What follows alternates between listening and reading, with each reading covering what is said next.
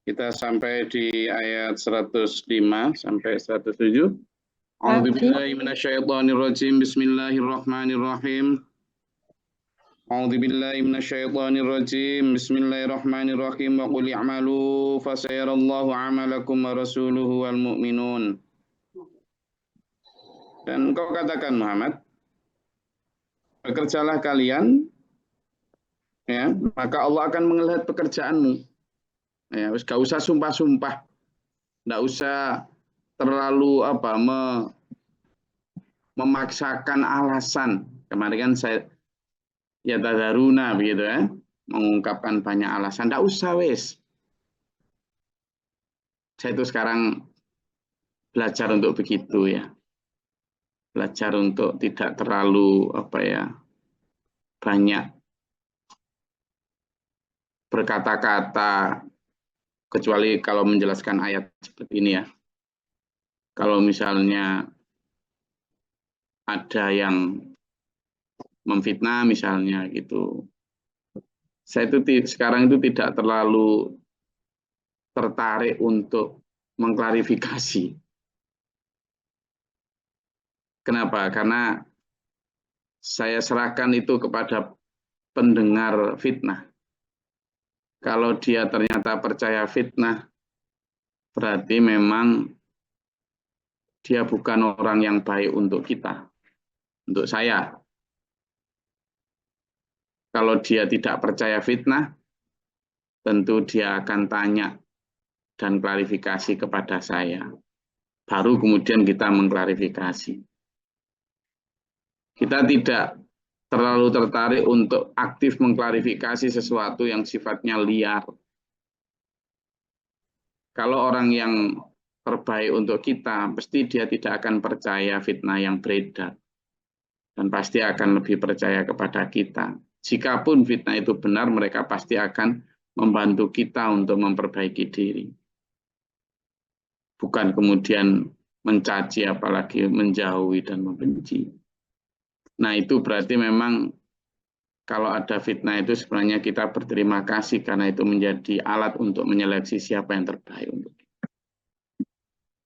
Jadi makanya di sini kemarin kan sudah, kamu jangan banyak omong, buktikan saja. Maka di dalam ayat ini juga Allah berfirman begitu. Sudahlah, kalau kamu memang baik, buktikan saja kamu baik. Kalau kamu memang beriman, buktinya kan kamu beriman. Jangan banyak omong bahwa saya ini beriman. Gitu kan. Kalau kamu memang tidak munafik, ya buktikan bahwa sifat-sifat atau ciri-ciri munafik itu tidak ada pada kamu. Kan gitu. Simpelnya gitu. Makanya saya berkali-kali ngajak sampean untuk merefleksikan semua ayat ini kepada diri kita. Itu supaya kita bisa menemukanali ciri-ciri ini ada nggak pada diri kita? Jika ada, wis nah ayo berbenah. Jika tidak, bersyukur dan kemudian meningkatkan diri lagi, tingkat keimanan kita. Jadi bahkan kepada Allah pun Allah berfirman begitu. Qul katakanlah Muhammad, dan katakanlah Muhammad, i'malu fasayarallahu amalakum wa rasuluhu wal mu'minun. Terus kamu beramallah dengan keikhlasan, dengan sungguh-sungguh. Nanti Allah akan tahu, Rasulnya juga akan tahu, orang beriman juga akan tahu. Itu. Jadi kuncinya pada pembuktian, proof, gitu loh. Tidak pada omongan, karena omongan bisa disilat lidahkan, bisa dipoles. Kalau akeh wong pinter ngomong terus, gelewam itu. Kalau jujur mawon, aku hanya memberi nasihat. Setan juga pinter loh ngasih nasihat itu. Loh iya, kepada Nabi Adam itu, setan itu mengatakan, ini lakuma laminan nasihin. Gitu. Ini sesungguhnya aku, kata iblis, lakuma terhadap kalian berdua itu, laminan nasihin, hanya sebagai penasehat saja. Saya hanya memberi nasihat, kata setan. Ini bukan untuk saya, demi kebaikan kamu. Padahal hati setan itu supaya Adam dan Hawa itu ikut bareng dia terlempar dari surga, karpe gitu. Jadi kalau sampean misalnya ada yang nasihati biar tidak ikut ngaji, terus ngomong saya ini hanya memberi nasihat, sebenarnya dia sedang berharap sampean tidak ikut ngaji bareng dia. Hati-hati, yang rugi bukan pengajian ini, diri kita, ya kan, diri kita. Pengajian ini insya Allah akan terus berkembang, begitu. Nah, makanya gandolan yang kuat, karena pengajian ini maupun saya itu insya Allah free dari segala macam keinginan, baik harta, jabatan, tidak ada belas. Saya juga nggak ingin sampean bayar, saya juga nggak ingin sampean puji, saya juga nggak ingin sampean mengkultuskan, memilih saya sebagai apa, nggak ada, ya kan? Gitu loh. Saya juga nggak ngajak sampean urunan Zoom, nggak ada, gitu. Insya Allah mampu. Nah, di sana kadang setan itu ngajak hati kita. Maka kepada Allah sudah nggak usah banyak bicara. Kita buktikan amal kita kepada Allah. Di hadapan Allah gimana? Wasaturaduna ila alimil ghaibi wasyahadati fayunabbiukum bima kuntum ta'malun. Maka kalian akan dikembalikan kepada Allah yang Maha mengetahui yang gaib itu. Dan akan diberitahu kalian bagaimana sesungguhnya perilaku kalian, apa yang telah kalian lakukan. Ada CCTV-nya semua. Dan CCTV-nya itu maha teliti. Kalau CCTV kita ini kan paling ya gitulah. Dan itu sudah mulai terbukti loh ya. Di Cina itu hampir di seluruh pelosok kota, di setiap sudut, nggak sampai 20 meter itu semua ada CCTV. Dan itu CCTV nggak hanya CCTV biasa, tapi CCTV yang bisa ada aplikasi pengenalan wajah. Jadi siapapun yang lewat dalam kerumunan sebesar apapun, wajah sampean itu sudah ada database-nya. Semua warga negara yang hampir 1,8 miliar atau berapa di Cina itu, 1,2 miliar atau berapa, itu wajahnya itu sudah ada di database nasional dan itu terhubung dengan CCTV semua. Sehingga kalau misalnya pengen lihat siapa di mana itu sudah ada semua. Tak, oh di sini orangnya. Jadi keluar sedikit sudah kena. Loh, artinya sekarang teknologi yang masih ya di mata Allah kan masih sangat primitif ya, meskipun sekarang sudah dianggap sebagai maju. Di teknologi yang begitu aja loh sudah mulai terbukti bahwa orang itu bisa diawasi. Apalagi Allah yang pencipta. Maka ketika Allah memproklamirkan di sini bahwa Allah Maha mengetahui yang gaib, ila alimil ghaibi wasyahadah maupun yang nyata, itu gampang sekali. Gampang sekali. Tidak hanya ucapan. Gerakan hati itulah Allah tahu. Jadi makanya nggak bisa kita bohong di depan Rasul, itu nggak bisa. Tapi Nabi hukum bima kuntum ta'malun, baik di dunia lewat firman Allah melalui Rasulnya, kamu akan diberitahu bagaimana sih aslinya kamu itu. Dan di akhirat apalagi nanti pada saat penghisapan akan diberitahu ya. Wa akharuna murjauna wa akharuna murjauna. Ada pula orang yang ditangguhkan keputusan li amrillahi imma yu'adzibuhum wa imma yatubu alaihim. Ada pula yang ditangguhkan kayak kemarin kisah tentang Abu Lubabah dan 3 orang temannya. Yang beberapa waktu ditangguhkan oleh Allah, pertobatan mereka diterima, tapi karena kelihatan bersungguh-sungguh benar, taubatan nasuha benar, sampai mengikatkan diri di tiang masjid itu kan, sampai setelah dilepaskan oleh Rasulullah pun sampai menyerahkan hartanya. Bahkan ketika nggak diterima pun tetap berharap diterima sebagai satu tebusan. Baru Allah perintah dalam ayat 103 kemarin, khudz min amwalihim, baru kemudian diambil sama Rasulullah, diterima. Nah itu orang-orang yang ditangguhkan. Wallahu alimun hakim, dan Allah juga maha mengetahui, maha bijaksana. Nah, itu menunjukkan betapa dinamika jamaah di masa Rasulullah itu juga sangat ini ya, sangat intens. Bagaimana Rasulullah menangani orang-orang beriman yang taat, keluar masuknya jamaah, ya kan? Ada yang keluar, ada yang masuk. Rasulullah dirasani di belakang, kasak kusuk kan ada kemarin ya. Rasul dirasani ya lah, belakang, kemudian kadang dicaci, tidak dipercaya. Jadi sampean selama ini kan melihat sejarah itu seolah-olah seluruh apa orang Islam di masa Rasul itu taat, tunduk, patuh, gitu kan? Ternyata enggak, ya ada mereka itu kan. Jadi ada yang begini, ada yang begini, wa akhoruna mimana ya gitu. Jadi ada masih dan banyak munafik itu, bukan hanya ada. Nah, sekarang kan menjadi pertanyaan di kita. Kalau di masa Rasulullah langsung ditunggui Rasulullah, hamba paling mulia, paling makrifat, paling hebat dalam pendampingan umat saja masih setan berhasil untuk menggoda, menjerumuskan beberapa orang menjadi munafik. Lah kita nggak ditunggu Rasul kok merasa aman bahwa kita tidak akan jadi munafik, itu gimana logikanya? Kok seolah-olah munafik itu nggak akan ngena sama kita, itu hanya karena sampean dan saya ditunggui Pak Ustadz A, Ustadz B. Kita itu siapa?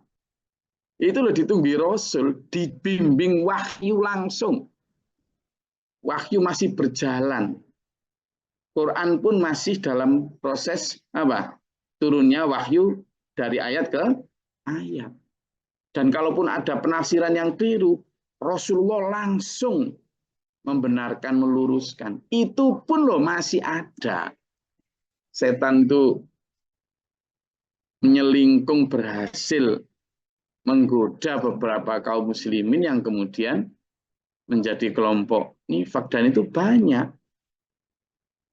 Termasuk ayat selanjutnya ini, ayat 107 ini.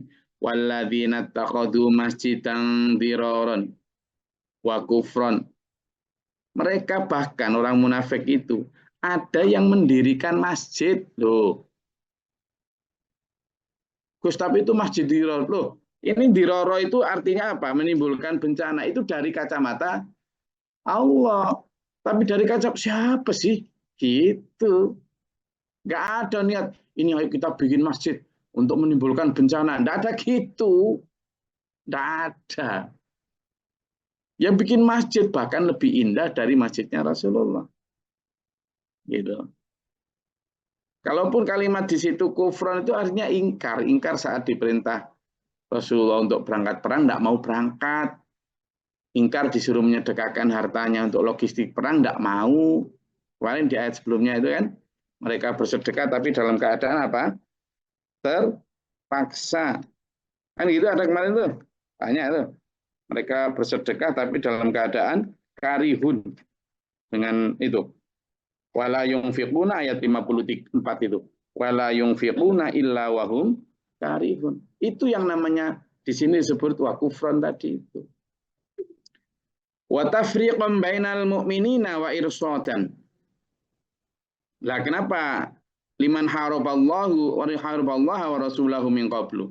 Lah kenapa disebut kok memecah belah umat Islam, memecah belah orang beriman dan untuk menyambut orang yang memerangi Allah dan Rasulnya dari sebelumnya. Ya karena gini, ketika diajak berangkat untuk perang, ketika diajak sedekah untuk membiayai ekspedisi dakwah tadi, tidak mau, gitu kan?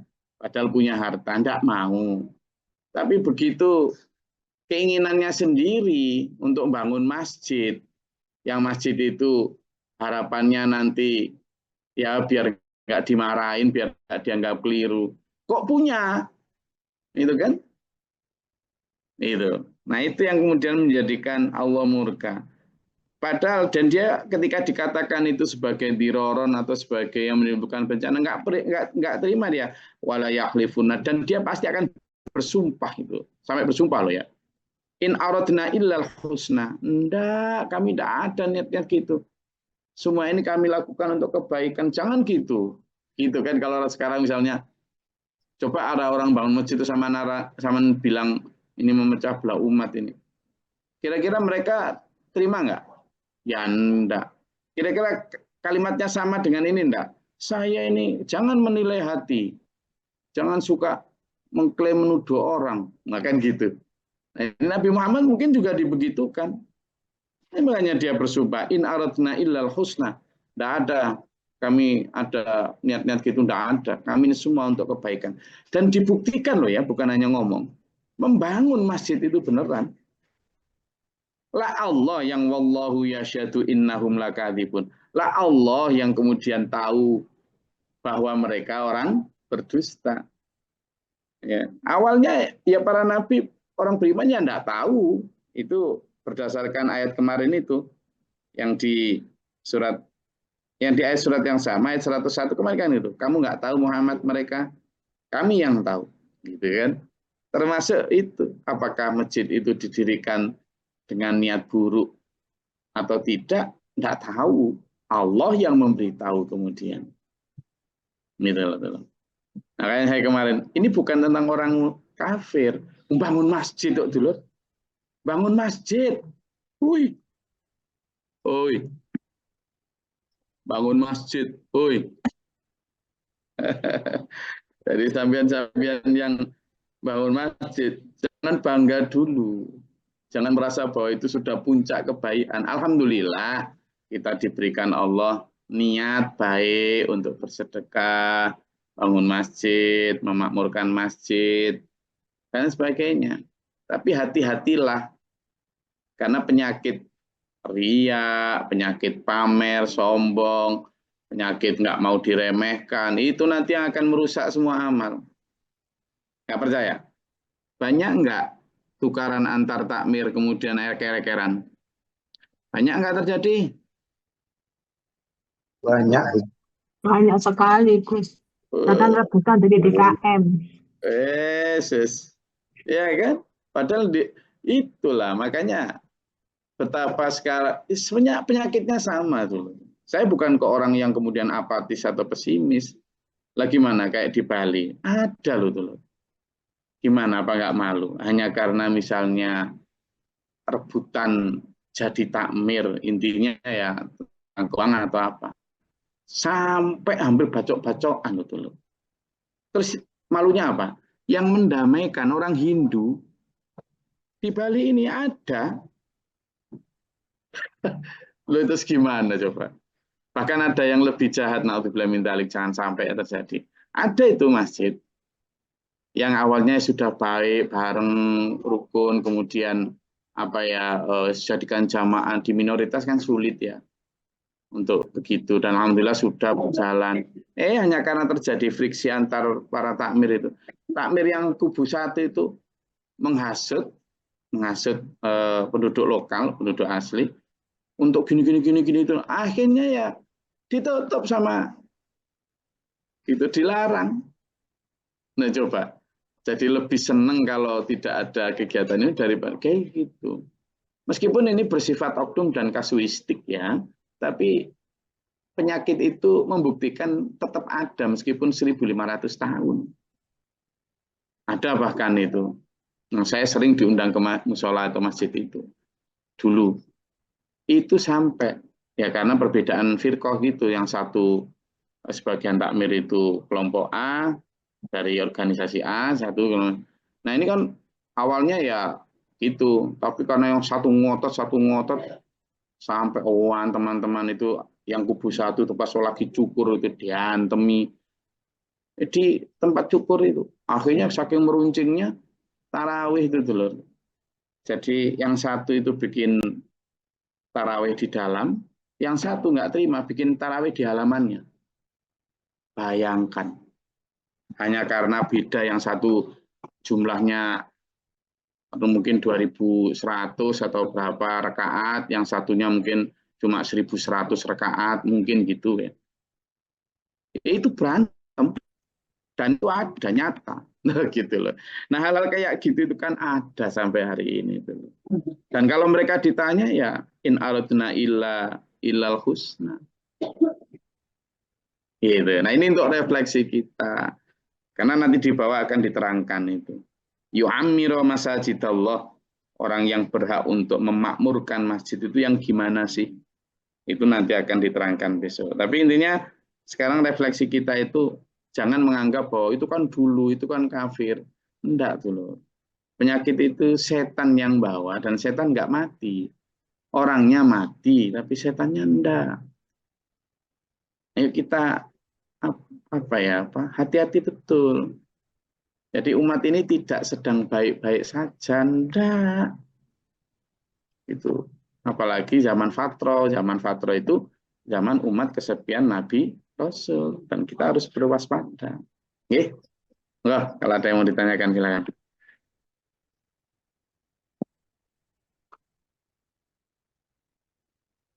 Ya, Assalamualaikum, Gus. Assalamualaikum warahmatullahi wabarakatuh. Coba Mbak Elmi. Elmi Oh iya, Fitri silakan. Oh, iya Gus. Mohon izin bertanya, Gus. Silakan. Mungkin pertanyaannya di luar pembahasan ini, Gus. Oh ya, gimana? Seperti yang jenengan katakan tadi, ketika kita difitnah, sebaiknya diam saja. Seringkali saya itu mengalami perdebatan menyampaikan argumen yang tujuannya saling membenarkan diri dalam bersosialisasi. Misalnya dalam berumah tangga, dalam pembicaraan dengan orang tua seperti itu, Gus. Pertanyaan saya yang pertama, apakah saat kita dalam keadaan salah atau benar di pandangan manusia lain, entah itu orang tua, suami, teman, atau atasan, apakah kita tetap diam saja untuk meminimalisir perdebatan itu tadi, Gus. Yang kedua, kebetulan surga saya itu ada di dalam rumah, Gus. Yaitu ujian suami yang agak sulit untuk diajak beribadah. Terkadang suami itu pintar menasehati, tapi saat dinasehati balik tersinggung, Gus, marah. Menasehati istri untuk berlaku baik, tapi kalau diingatkan balik untuk berlaku baik kepada istrinya tersinggung. Dianggap selalu menyerang balik seperti itu, Gus. Bagaimana solusinya? Terima kasih, Gus. Assalamualaikum warahmatullahi wabarakatuh. Salam. Bu Elmi di mana ini posisi? Di situ Bondo, Gus. Di situ Pondok. Oke, gini Bu Elmi.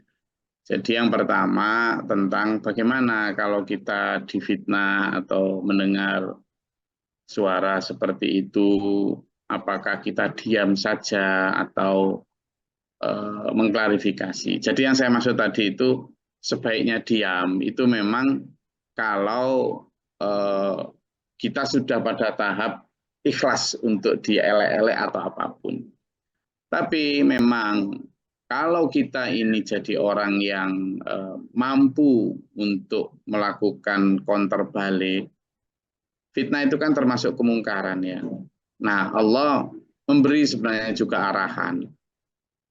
Kalau ada kemungkaran, itu faman jahadahu biyadihi fahuwa mu'min. Barang siapa yang memeranginya dengan tangannya, dengan kekuasaannya dia beriman. Faman jahadahu bilisanihi fahuwa mu'min. Barang siapa yang memerangi atau melawannya dengan lisan dia mukmin. Faman jahadahu biqalbihi, dan barang siapa yang melawannya dengan hatinya, artinya menyingkir tanpa bicara, karena tidak mampu dengan tangan juga tidak mampu dengan lisan, tapi dengan hati, maka dia juga beriman. Walaysa wara'a dzalika minal iman khubbatin khardal. Tapi kalau tidak dengan tangan, tidak dengan lisan, tidak dengan hati, berarti nggak punya iman. Nah, dalam konteks ini ada dua hal. Kalau itu terkait dengan fitnah terhadap Islam, fitnah terhadap jamaah, kalau sampean mampu dan tahu kebenarannya, silakan klarifikasi supaya fitnah itu tidak menyebar. Fitnah itu tidak menjadikan dosa untuk orang banyak. Gitu. Nah, kalau itu fitnah itu terhadap diri kita secara pribadi, maka sampean tetap bisa klarifikasi ketika ada orang bertanya. Ketika ada orang bertanya kepada sampean tentang kebenaran berita jelek itu. Klarifikasi, enggak apa-apa. Gitu. Iya, Nah, iya, Gus. Itu yang pertama. Yang kedua, tapi jangan kita aktif mengklarifikasi kemana-mana tanpa ada orang minta, karena malah justru nanti itu akan menyebarkan orang yang tidak dengar malah jadi dengar. Jadi kita klarifikasi sifatnya defend aja. Itu. Nah, kecuali kalau kita yang mendengar fitnah tentang orang lain, ada orang lain misalnya yang memfitnah orang lain, lalu kita diajak ngerasani. Itu kan namanya fa'in ja'akum fasikum binabain. Kalau ada orang fasik datang kepadamu dengan berita-berita buruk, maka perintah Quran fatabayanu. Klarifikasilah. Karena sampean mendengar, maka sampean tanya kebenaran, lalu klarifikasi kepada orang yang fitnah, enggak gitu, gini loh. Gitu. Ininya membuat baik. Lalu yang kedua tentang suami. Jadi memang dalam suami istri itu dinamikanya sangat rumit ya, dinamikanya sangat rumit. Tentang bagaimana memberi teladan, Allah sudah memberitahu. Tidak hanya suami sampean, siapapun lah di sini. Coba dibuka di surat As-Saff, Mbak Ilmi, Iya, Gus. ayat 2. Coba dibuka di surat As-Saff, ayat 2. As-Saff. Surat As-Saff ya, surat As-Saff. Surat As-Saff.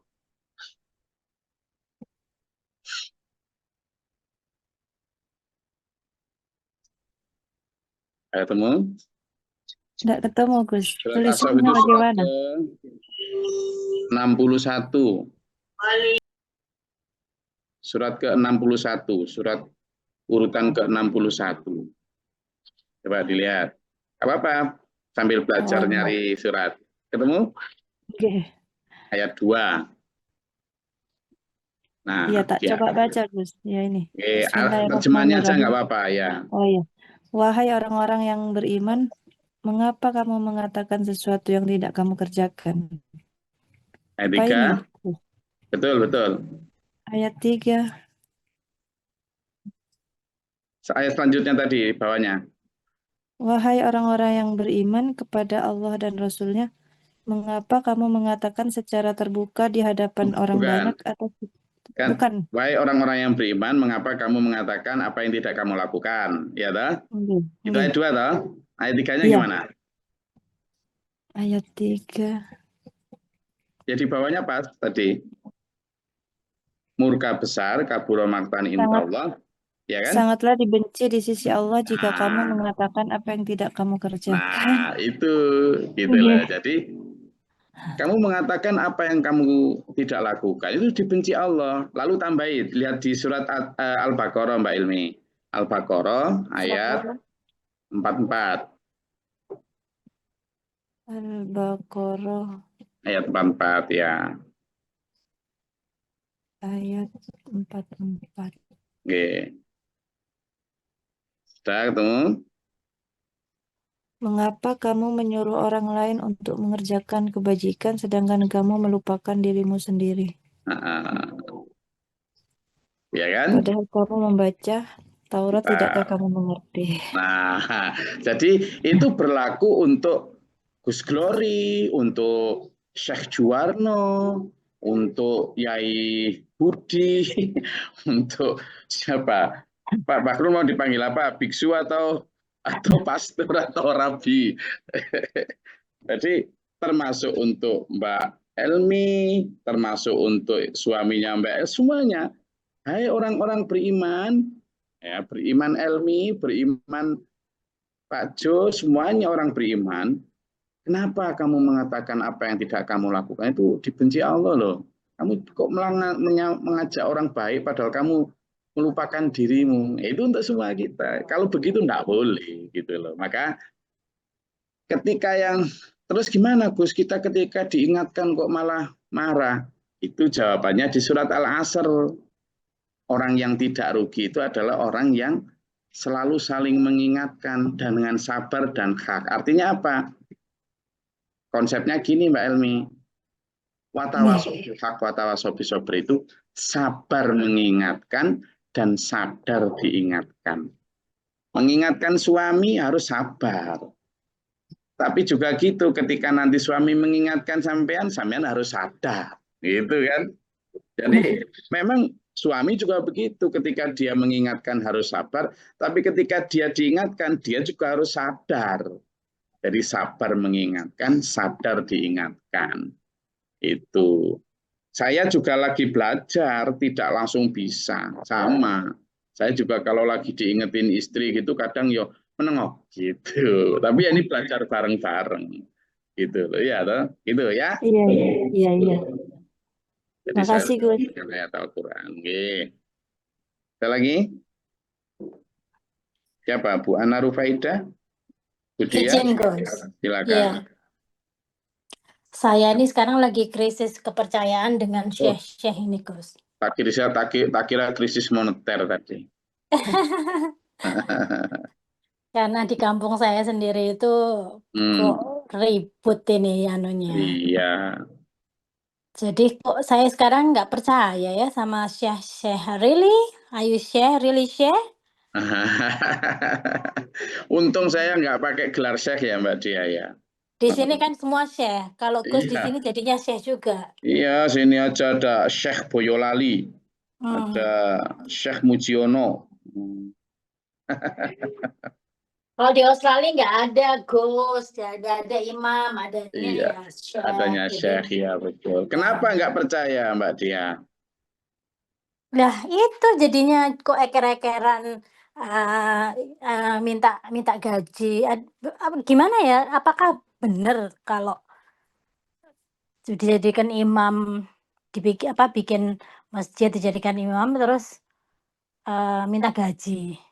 Nah, saya itu pernah dapat iklan, disodori iklan sama Gus, ada nggak santrinya atau ustadznya yang mau ini loh, ada tawaran untuk jadi imam masjid di Jepang, gajinya 60 juta, dikasih perumahan, terus macam-macam lah. Ya, sebagai sebuah apa ya, lowongan kerja kan menggiurkan loh, gitu. Tapi ya memang boleh-boleh saja sebagai sebuah lowongan kerja, monggo aja. Tapi ketika seseorang berangkat dengan iming-iming giuran 60 juta, kira-kira pada saat di sana kemudian sesekali karena mungkin kas masjidnya agak menurun, terus dikasih 50 juta gitu, rodok gelo nggak? Grundel, Gus. Ini Pak Warso mau berangkat kayaknya nih. Jadi itulah, makanya tidak apa-apa sampean menerima misalnya jadi imam atau jadi syekh ya. Sama itu tidak apa-apa, terima pemberian dari siapapun ya.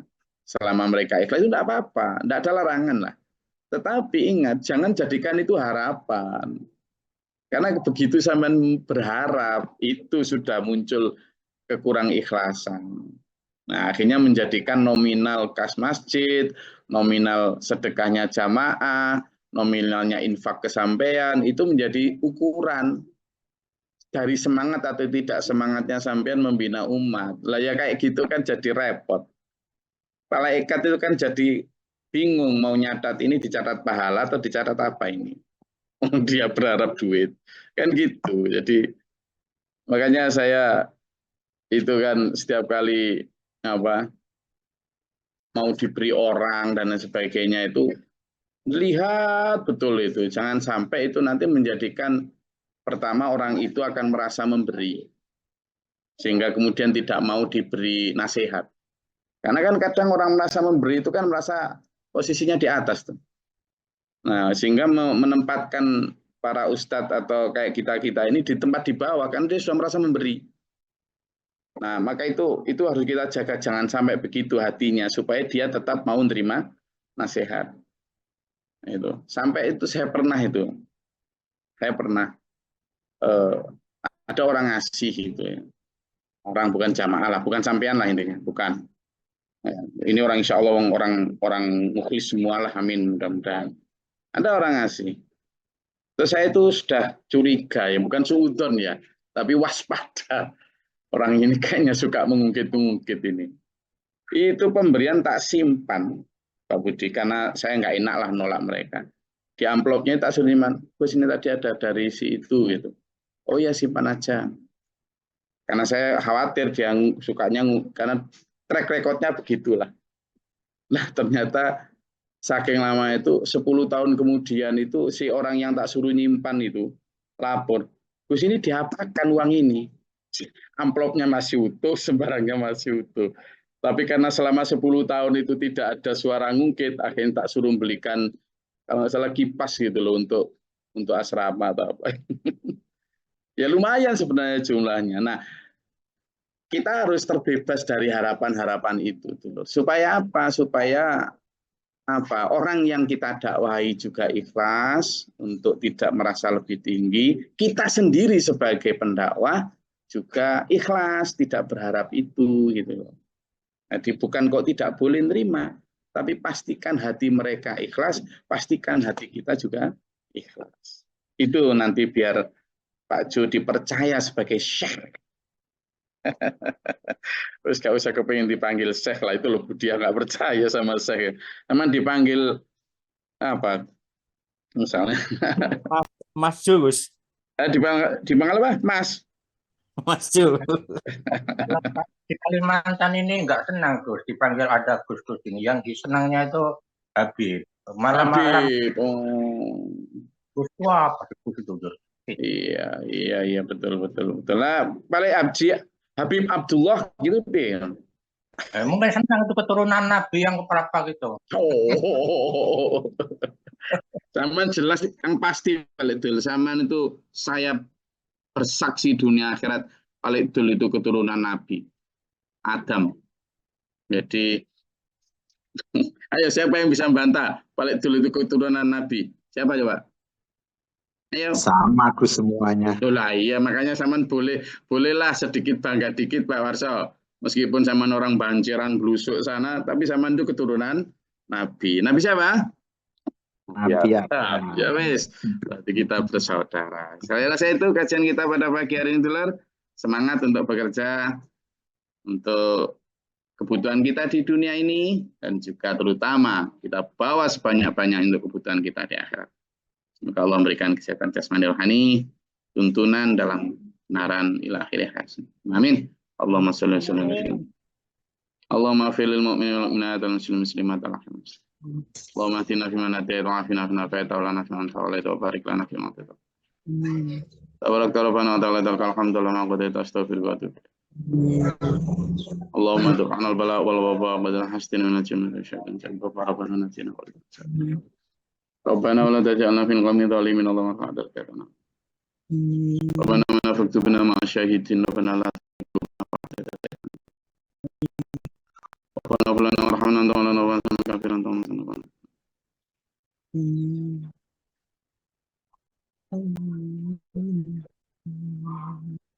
Rabbi a'udzu bika min hamazati syaitan wa a'udzu bika rabbi yahdurun.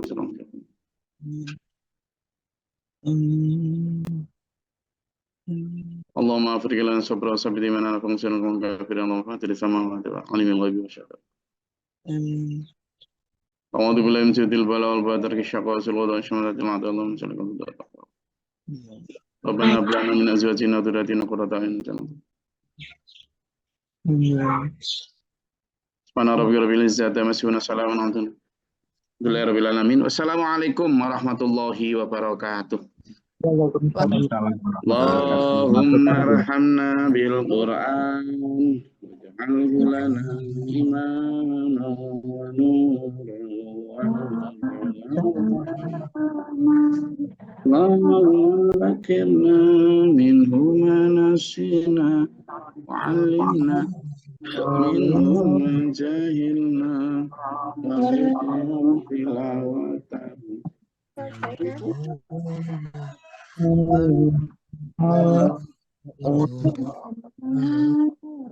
Wajah